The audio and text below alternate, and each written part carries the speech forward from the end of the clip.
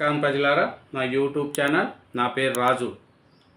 నీటిపారుదల శాఖ మాజీ చీఫ్ ఇంజనీర్ మురళీధర్ రావు అండి.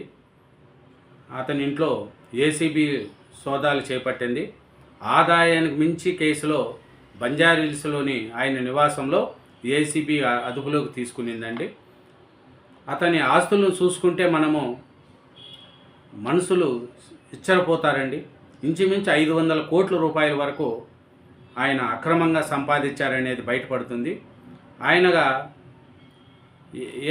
ఏమిటంటే ఈవెంట్స్గా పనిచేస్తూ భారీగా అక్రమాలు కూడబెట్టినట్లు కూడా ఆరోపణలు ఉన్నాయండి. హైదరాబాదు, కరీంనగర్, జహీరాబాద్ మొత్తం 10 చోట్ల ఏసీబీ సోదాలు కొనసాగుతున్నాయి. ఆయన బంధువులు, సన్నిహితుల ఇళ్లలో కూడా ఏసీబీ అధికారులు సోదాలు చేశారండి. ఈ సోదాలలో మనకు చిచ్చరపోయే విషయాలు బయటపడుతున్నాయండి. ఆయన నీటిపారుదల శాఖ మాజీ చీఫ్ ఇంజనీర్గా నీటిపారుదల శాఖ ఇంజనీర్గా పనిచేసి 1000 కోట్లు 500 కోట్లు ఆస్తులు సంపాదించినట్లు కూడా మనకు బయటపడుతున్నాయి. ఆయన సంపాదించిన ఆస్తుల్లో మనకు చూసుకుంటే మనం అవాక్ అయిపోతారండి. అది మార్కెట్లో 500 కోట్ల పైనే ఉందంట. హైదరాబాద్లోని మొకాలిలో 6500 చదరపు గజాల స్థలం ఉందంట. నగర శివారుల్లో 11 ఎకరాలు సాగు భూమి అంట. జహీరాబాద్లో 2 కేవీ సోలార్ ప్రాజెక్టులు అంటండి ఆయన చూస్తే. ఇంకా బంజారాహిల్స్, యూసుఫ్గూడ, కోకాపేట, బేగంపేటల్లో 4 ప్లాట్లు, ఖరీదైన ప్రాంతాల్లో 4 ఇండ్ల స్థలాలు, కోదాడ, వరంగల్ అపార్ట్మెంట్లు, కొండాపూర్లో విల్లా, కాళేశ్వరం ప్రాజెక్టు కీలక పాత్ర పోషించిన మురళీధర్ రావు ఇతనేనండి.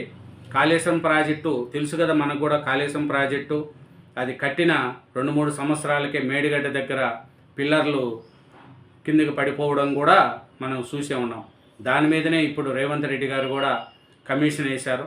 ఆ ప్రాజెక్టు మీద ఎందుకు అట్లా జరిగింది, దీంట్లో కేసీఆర్ పాత్ర ఏముంది, హరీష్ రావు పాత్ర ఏముంది, కేటీఆర్ గారి పాత్ర ఏముంది అనేది కూడా మనకు తెలిసే ఉంటుంది. కమిషన్ ముందర హరీష్ రావు గారు, కేసీఆర్ గారు కూడా హాజరయ్యారు. అట్లాంటి కాళేశ్వరం ప్రాజెక్టులో ఈయన చీఫ్ ఇంజనీర్గా పనిచేసిన ఆయనండి మురళీధర్ రావు. ఈయన 1000 కోట్లు అంటే 500 కోట్ల పైన లంచం తీసుకున్నారు, అక్రమంగా సంపాదించారు అనేది ఈయన మీద పడిందండి.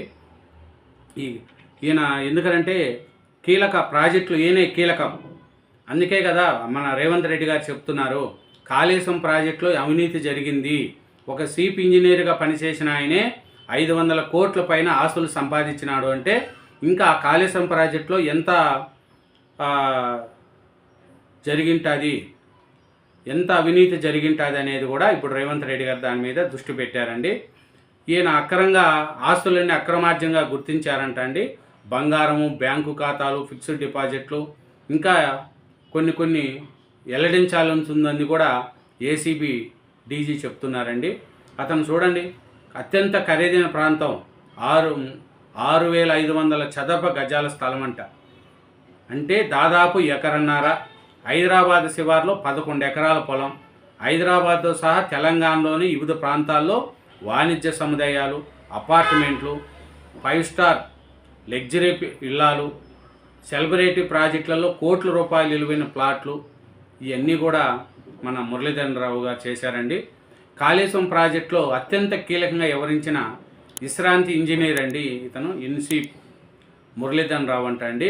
చూడండి, కాళేశ్వరం ప్రాజెక్టులో అత్యంత కీలకమంట ఈయన. అట్లాంటి ఆయన ఈ పొద్దు 500 కోట్లు దాటొచ్చని కూడా అవినీతి నిరోధక శాఖ వాళ్ళు అధికారులు అంచనా వేస్తున్నారండి. ఉమ్మడి ఆంధ్రప్రదేశ్లో ఇంకా చూసుకుంటే మన మురళీధర్ రావు గారు చూసుకుంటే ఇంకా ఏమిది ఆయన పరిస్థితి ఏమనేది చూద్దామండి. ఈయన కానీ పెద్ద తిమింగలాన్నే వీళ్ళు పట్టుకున్నారండి. పెద్ద తిమింగలాన్నే ఏసీబీ వాళ్ళకు చిక్కిందండి. ఈయన మురళీధర్ రావు గారు కాళేశ్వరం ప్రాజెక్టులో కీలక పాత్రగా ప్రాజెక్టులో చేశారండి. చీఫ్ ఇంజనీర్గా పనిచేశారు. కాబట్టి నీటిపారుదల శాఖలో అవినీతి తిమింగలం ఏసీబీ వాళ్ళకి చిక్కిందండి.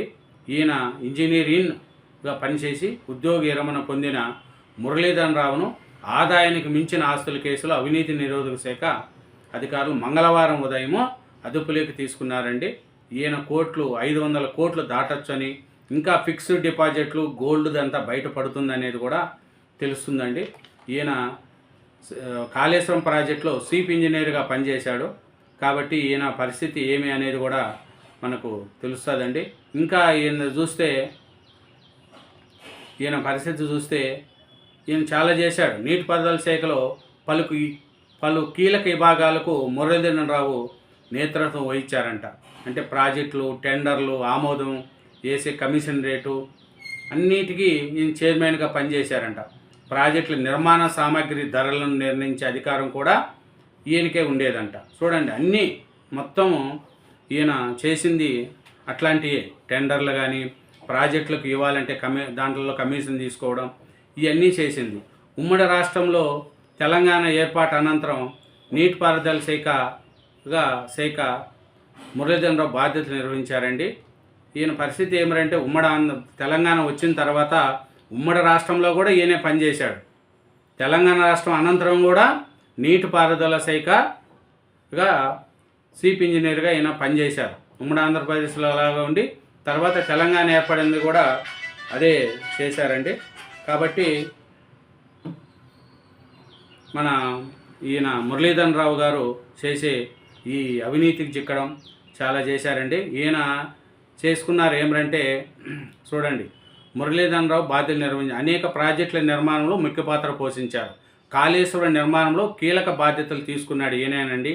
ఈయన నీటిపారుదల కాలిక బాధ్యతలు, ప్రాజెక్టుల టెండర్లు, ఆమోద ముద్ర వేసే కమిషన్ రేట్ ఆప్లో ఈయన చైర్మన్గా పనిచేశారు. నిర్మాణ సామాగ్రి ధరలు నిర్ణయించే దాంట్లో కూడా ఈయన పనిచేశాడు.